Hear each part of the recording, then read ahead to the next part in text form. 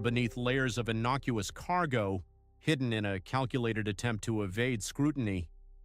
This meticulous masking of illicit substances within mundane shipments underscored the cunning and sophistication of the network orchestrating these operations.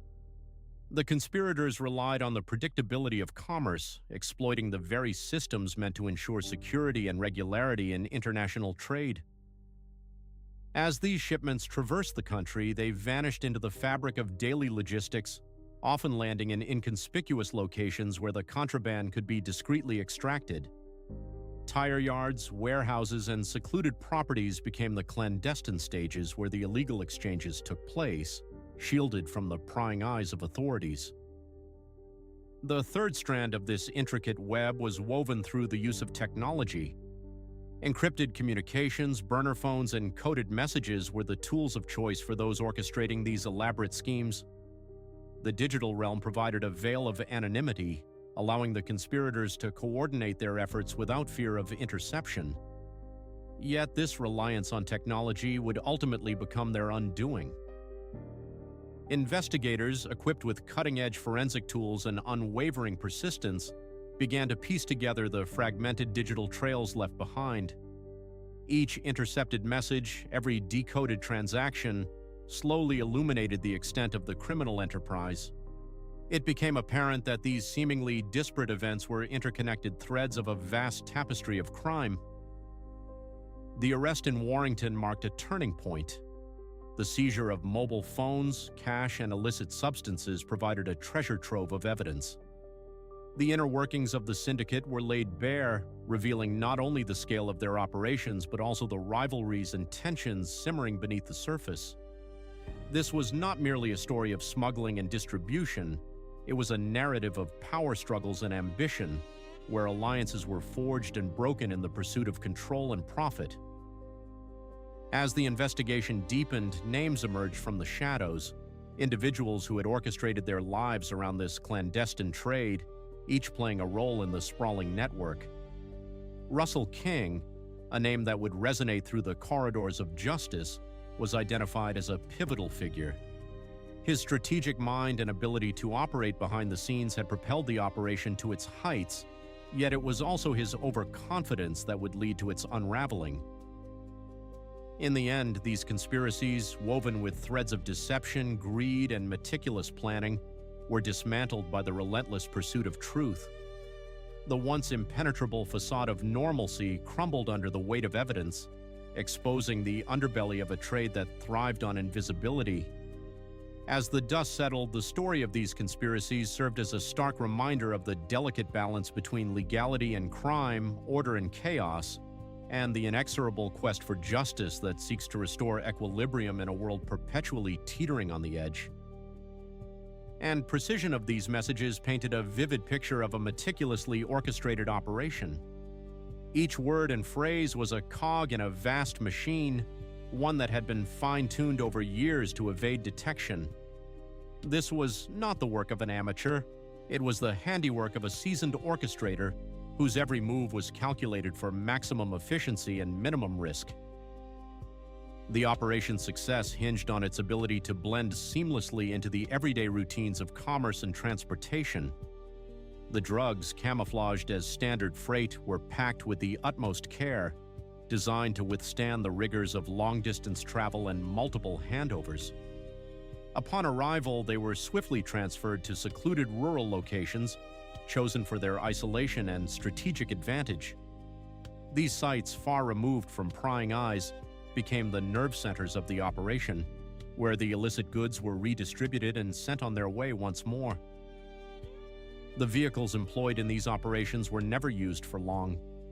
Vans quickly received their loads and just as rapidly moved on, ensuring that no single vehicle could be traced back to the broader network. The rhythm of these movements was deliberate and controlled, a ballet of logistics performed with the precision of a Swiss watch. Russell King, at the heart of this intricate web, was no mere participant. At 63 years old, he defied the typical image of a street-level dealer. His was a role of coordination and oversight, ensuring that every piece of the puzzle fit perfectly into place. His intimate knowledge of roads, ports, and timing was a testament to years of experience and a mind adept at navigating the complexities of international drug trafficking. It was in July 2023 that the scale of King's involvement became undeniably apparent. Linked to the importation of 632 kilograms of ketamine into the United Kingdom, he had solidified his position in the upper echelons of the operation. This was not an isolated incident. Just a month prior, King had facilitated the entry of 70 kilograms of cannabis, illustrating the scope and diversity of his operations. By August 2024, King's activity showed no signs of abating. His arrest while unloading 100 kilograms of ketamine from his motorhome was a significant blow to the operation, but it also revealed the depth of his commitment. This was not a mere stopover. It was the culmination of another meticulously executed plan.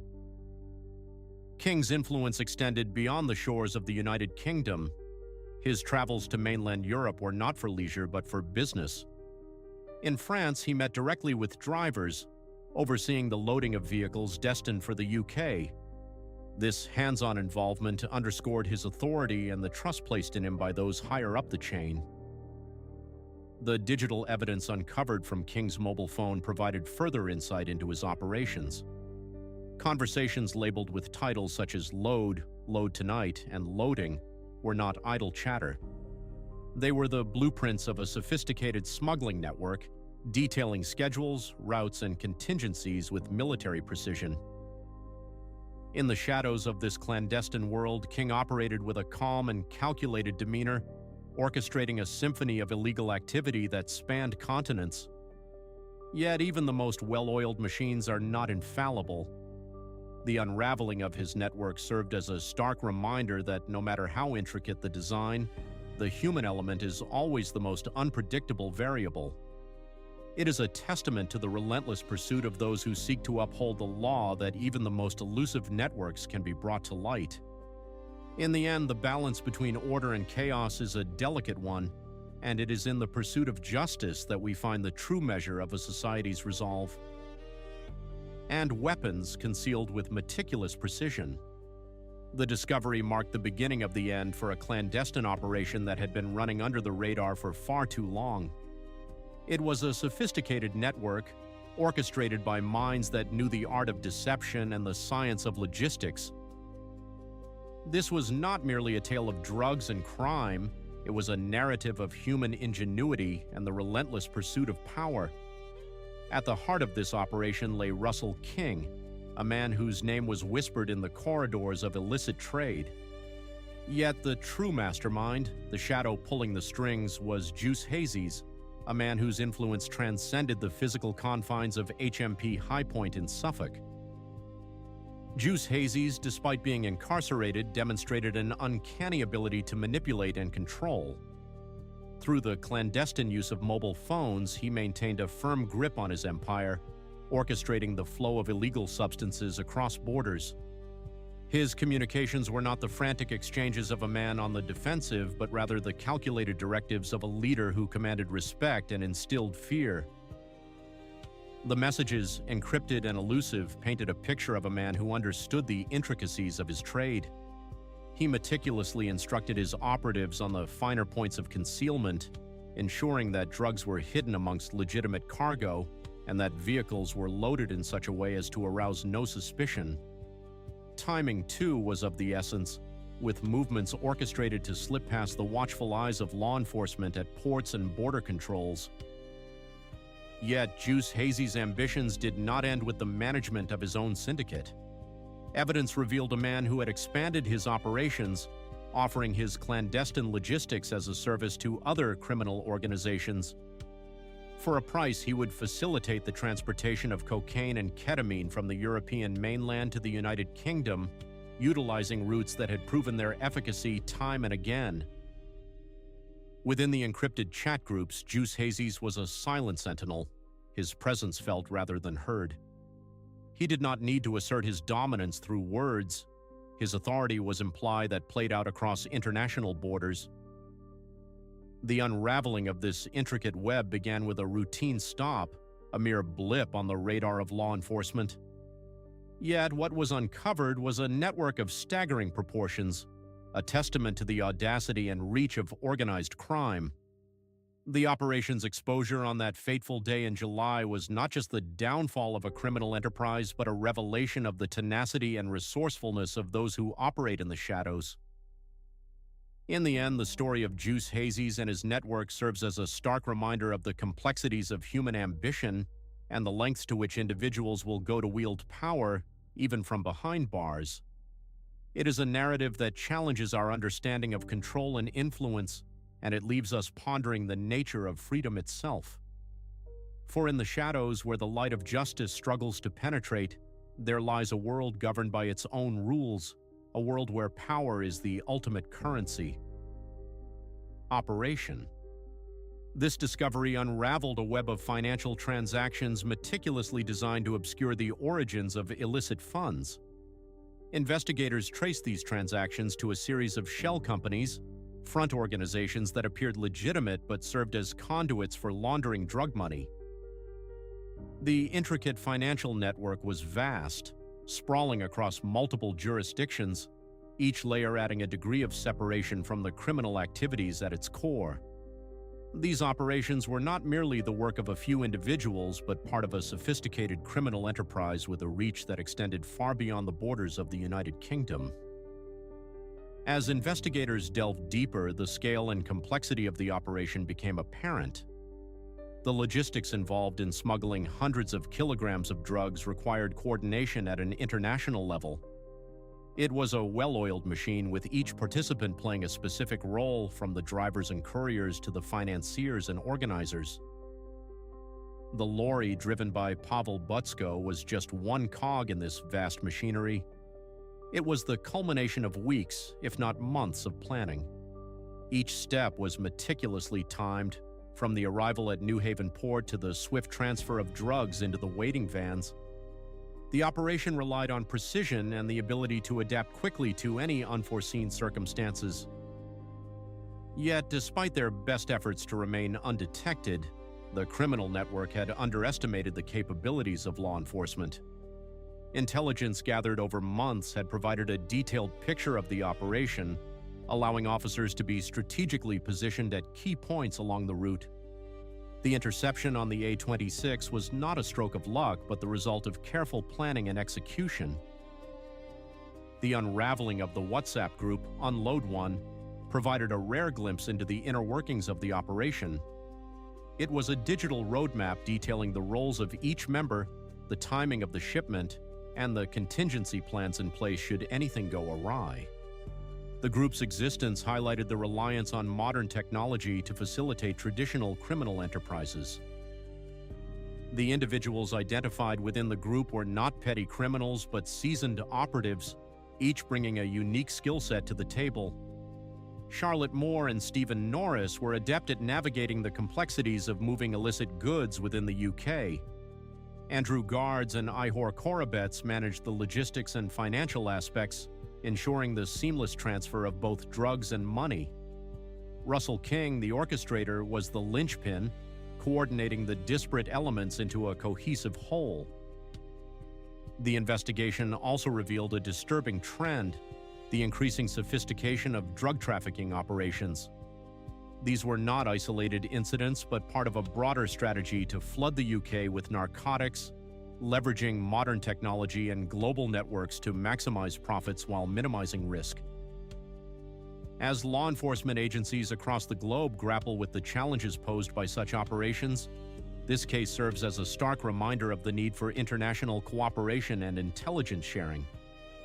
The fight against drug trafficking is not confined to one country or region. It is a global battle requiring a unified response. In the end, the operation's unraveling was a testament to the dedication and perseverance of the investigators involved.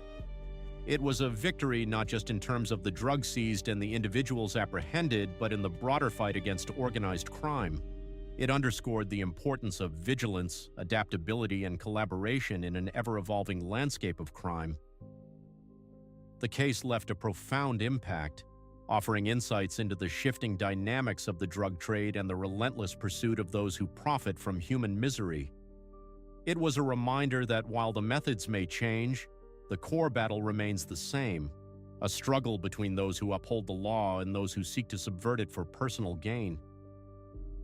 In the annals of law enforcement, certain cases stand as testaments to the intricate dance between illicit ambition and the relentless pursuit of justice. This is the story of one such case, a narrative that unfolds with the precision of a well-rehearsed play, each actor knowing their part yet unaware of the grander machinations at work. The investigation that led to the unraveling of a sophisticated drug operation began not with a dramatic raid, but with the meticulous tracing of financial transactions. In these seemingly innocuous records, a labyrinthine network emerged, a testament to the ingenuity and audacity of those who orchestrated its operations. Communications within this clandestine world were sparse, terse, and orchestrated around the clockwork precision of logistics rather than idle chatter. Each mobile device served a singular purpose, each participant a cog in the well-oiled machine, understanding only their specific role and nothing more. The evidence gathered went far beyond the initial seizure on the 826, revealing a sprawling network that had operated with quiet efficiency and unwavering confidence. As the investigation deepened, it became clear that this was not a mere instance of a failed delivery, but a glimpse into a robust enterprise that had thrived in the shadows. The authorities, armed with irrefutable proof, moved decisively to dismantle this criminal edifice, orchestrating a series of arrests that would culminate in the courtroom drama of Lewis Crown Court in the year 2024. In this hallowed hall of justice, prosecutors laid bare the full extent of the operation, their narrative bolstered by a mountain of evidence that left little room for doubt. The defendants, save for one Abdel Surabi, who was acquitted due to insufficient proof of intent to supply, faced the inexorable march of justice. The court, in its sentencing, described the operation as a formidable international supply chain, responsible for the influx of vast quantities of drugs into the United Kingdom. The sheer scale of the ketamine involved underscored the level of organization required to sustain such an enterprise. The verdicts were a clarion call to law enforcement agencies across the continent, highlighting the sophisticated threat posed by organized crime groups.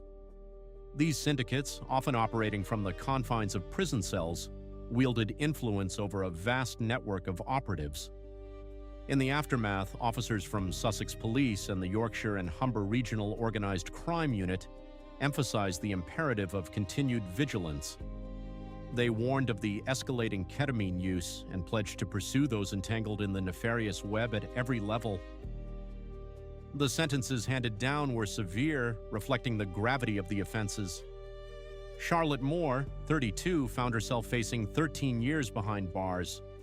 Stephen Norris, 36, shared a similar fate with a 10-year sentence. Pavel Budsko, 50, and Caro Lapso, 42, both of no fixed address, were sentenced to 9 years each for their roles in the fraudulent evasion of importation prohibitions. Andrew Gwadz, 39, received 18 years for conspiracy to import Class A and B drugs, while Ihor Korobets, 42, was sentenced to 16 years. Russell King, 63, faced the longest sentence, 22 years, a stark reminder of the price of betrayal against society. In the theater of crime and punishment, the guilty pleas of Artura Stusser, acknowledging his role in the conspiracy to import cocaine and ketamine, served as a somber coda. This case, in its complexity and scale, stands as a testament to the enduring battle against the forces of darkness.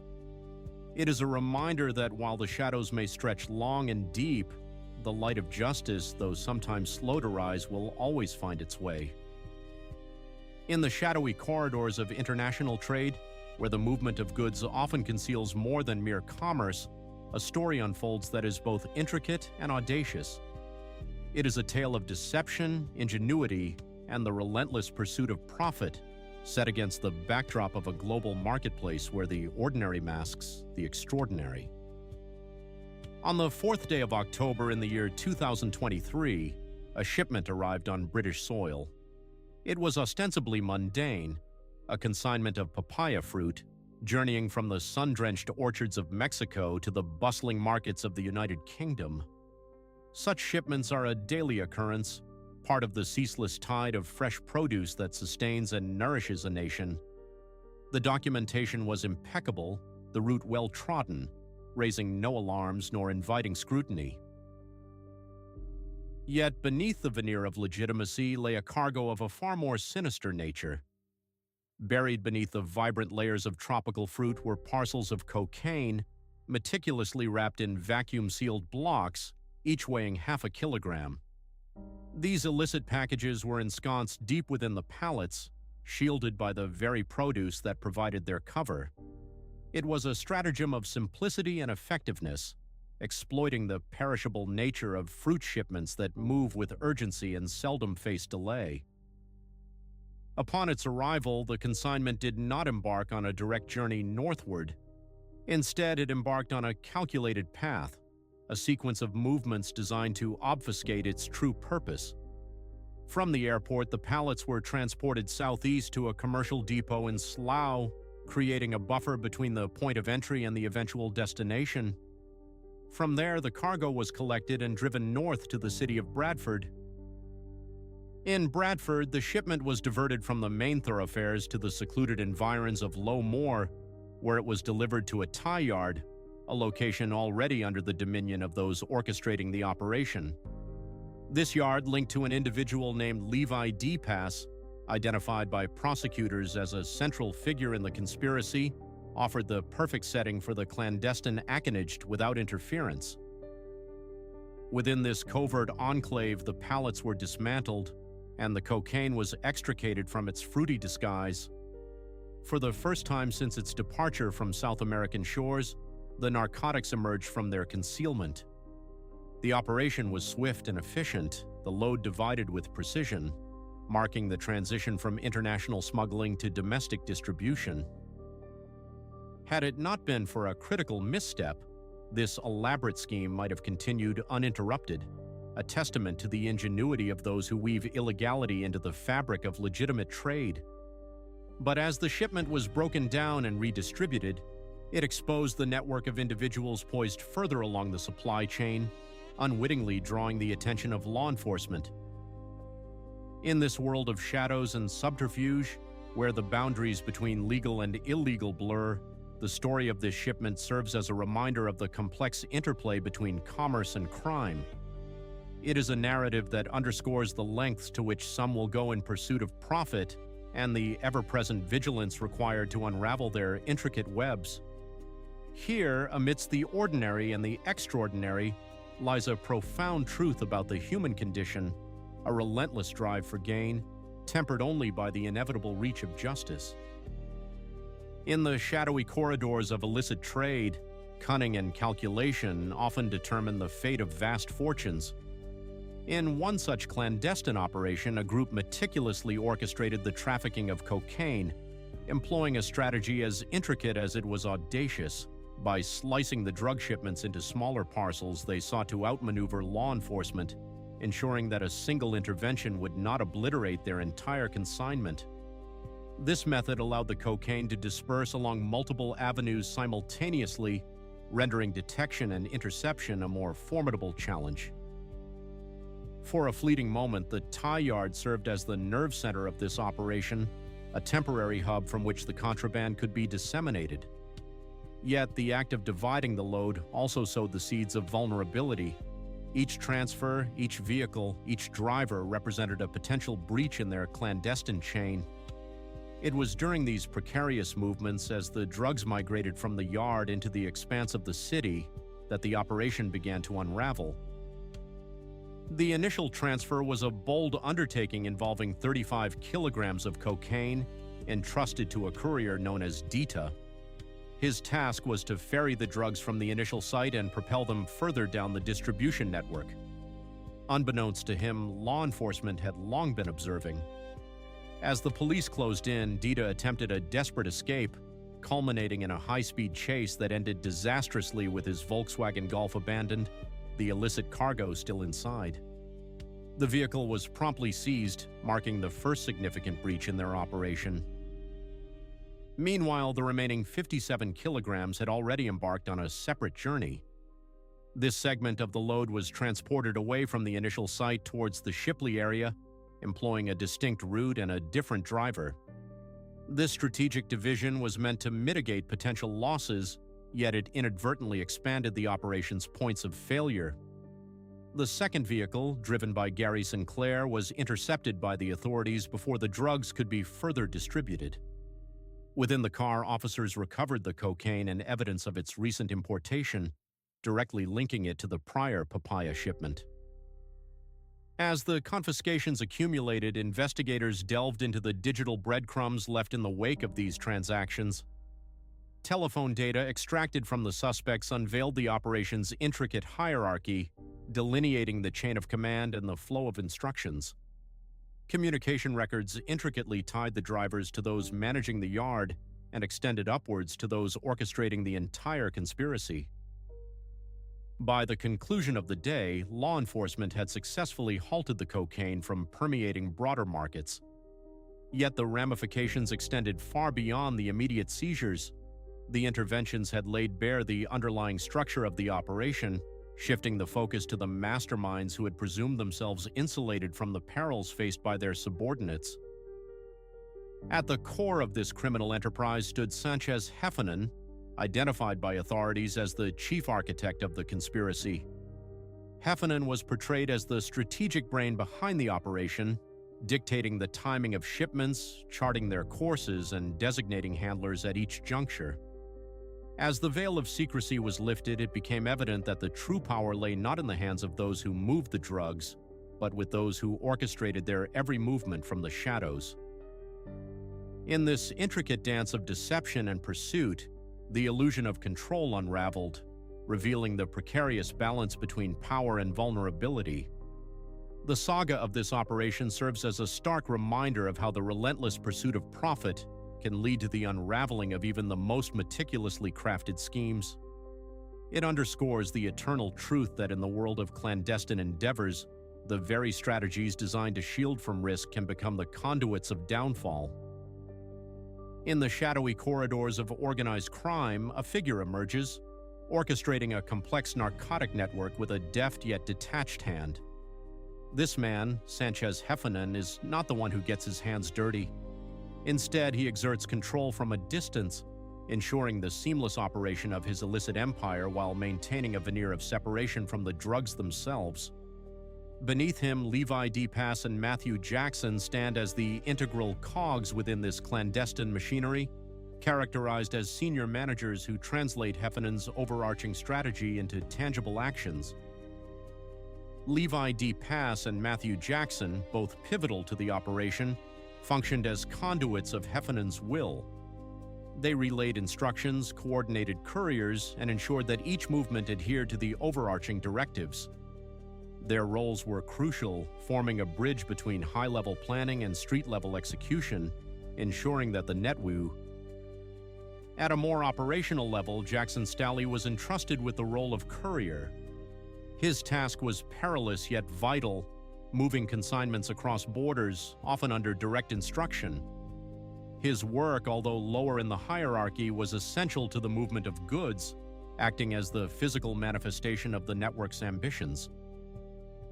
The group's ingenuity lay in its ability to embed criminal activities within the guise of legitimate businesses.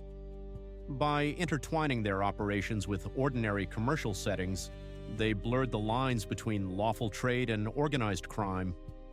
This strategy allowed them to store, move, and conceal drugs without attracting undue attention, a testament to their cunning and adaptability. Investigations revealed connections to earlier encroachment activities, with links to the enigmatic handle Grave Jaguar, tying members of the group to historic drug supply chains that stretch back to the year 2020. These revelations painted a picture of a network deeply entrenched in the underworld, with roots extending far beyond the immediate operations. As the authorities closed in, parts of the operation had already faced judicial scrutiny through earlier prosecutions.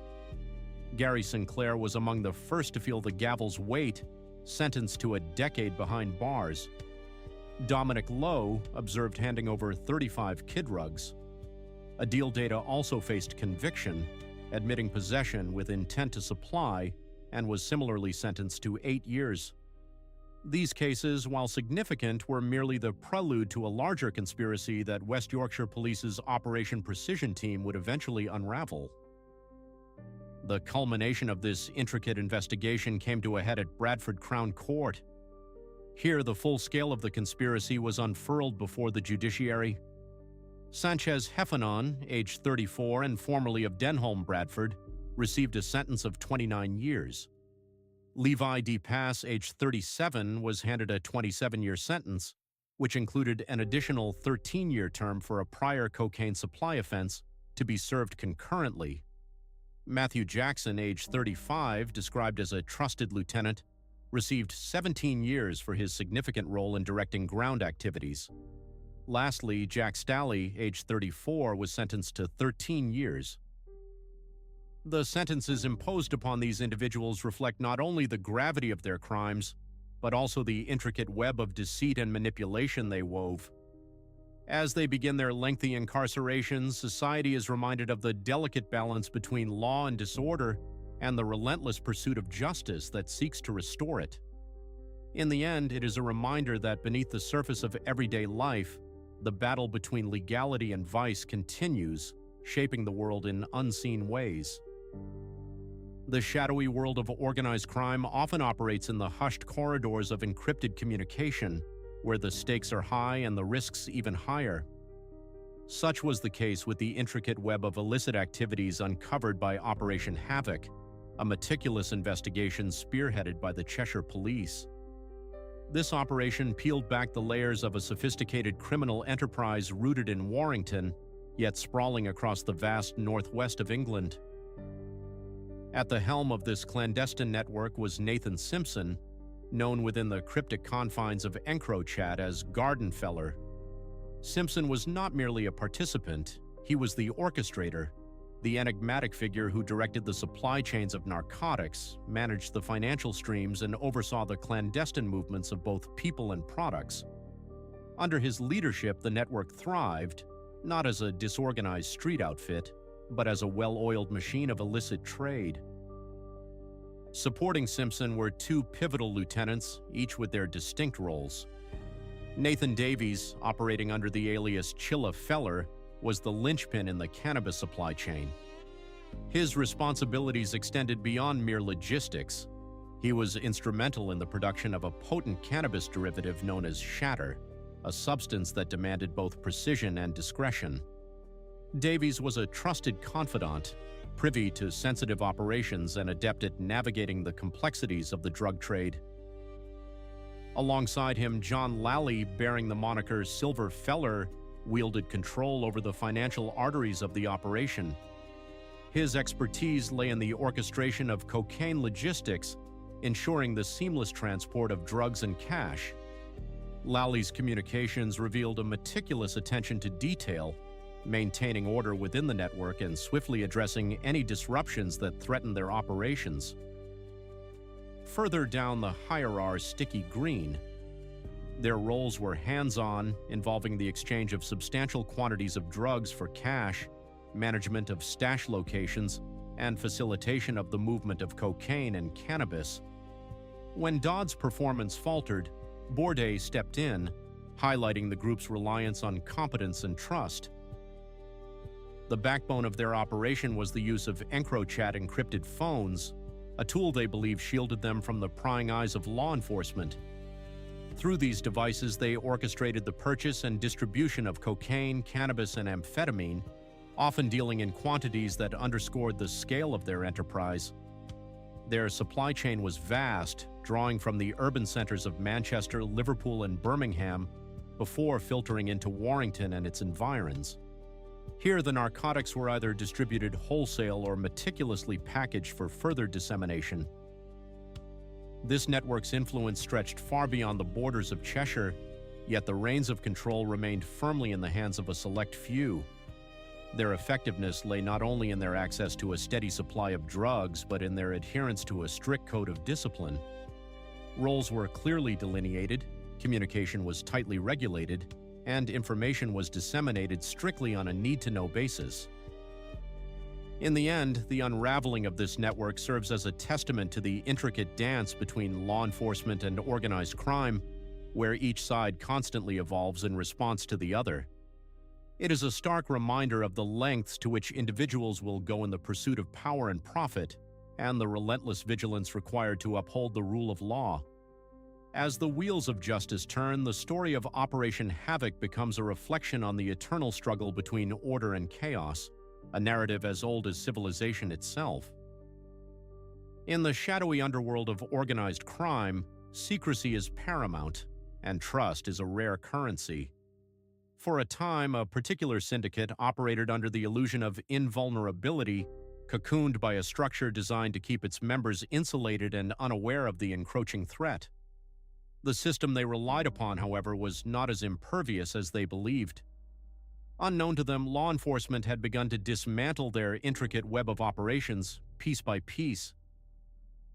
The unraveling began with the analysis of data from EncroChat, a secure communications platform once believed to be impenetrable. As officers delved deeper into the troves of intercepted messages, the sheer magnitude of the criminal enterprise was laid bare. This was not merely a series of isolated transactions, but a sophisticated, sustained supply network orchestrating the movement of substantial quantities of illicit substances over an extended time frame.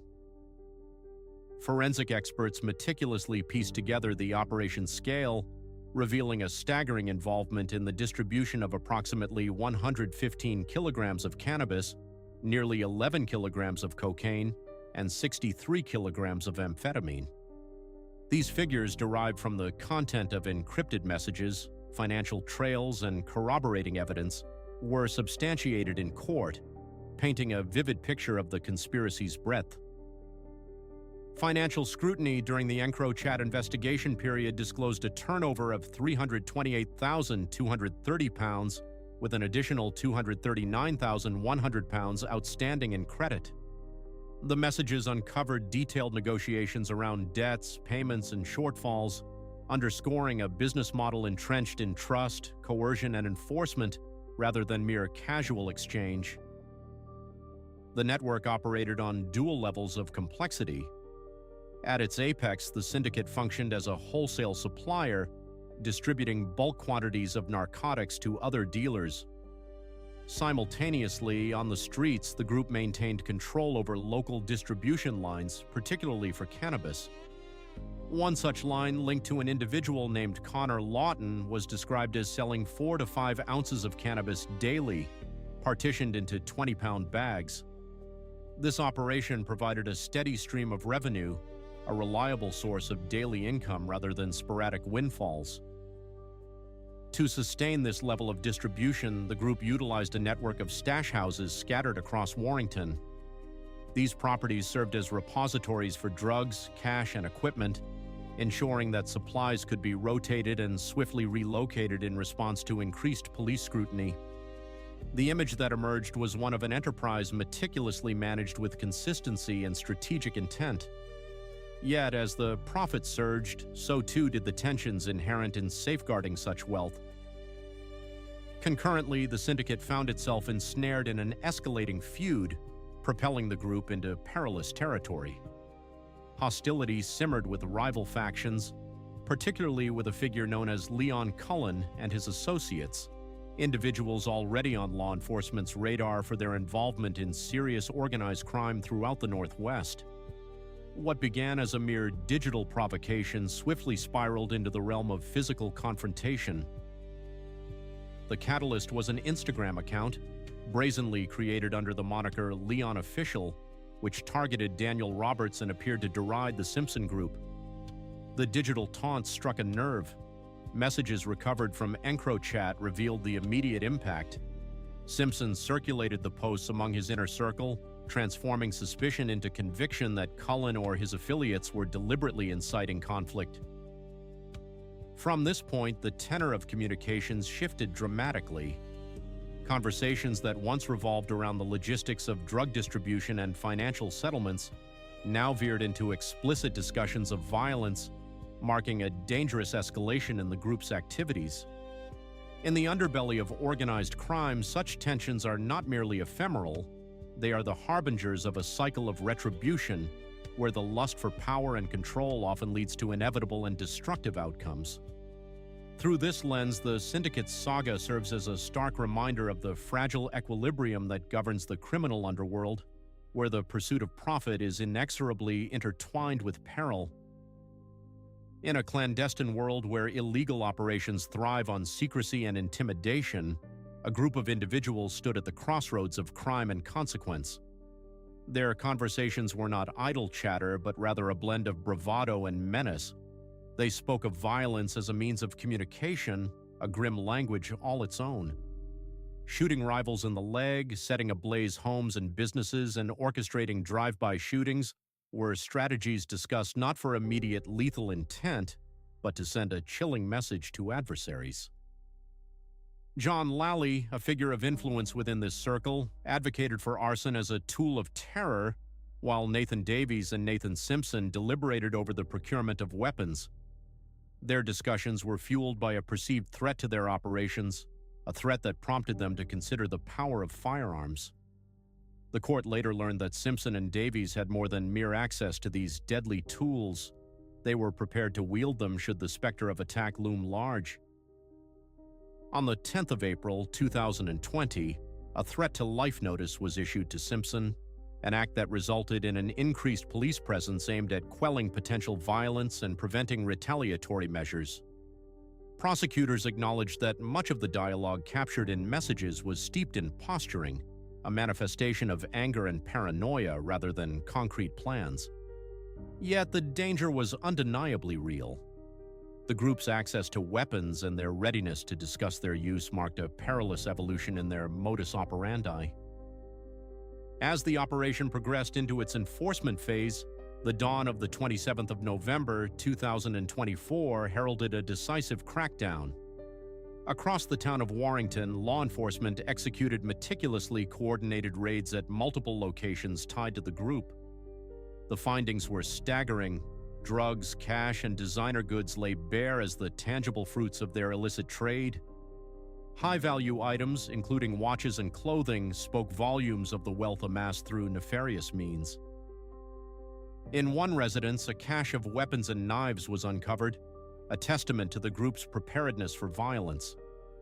At John Lally's abode, officers discovered a Ducati motorbike valued at approximately £14,000, reported stolen from Liverpool weeks prior. This discovery added the charge of handling stolen goods to Lally's growing list of offenses, deepening the gravity of his legal predicament. The raids culminated in the arrest of 6 group members, though Connor Lawton evaded capture initially. His freedom was short-lived as authorities apprehended him on the 6th of December, 2024, upon his arrival at Adige, often employed by those entrenched in criminal enterprises. With the arrest secured and digital devices in hand, investigators navigated the labyrinthine case towards its denouement.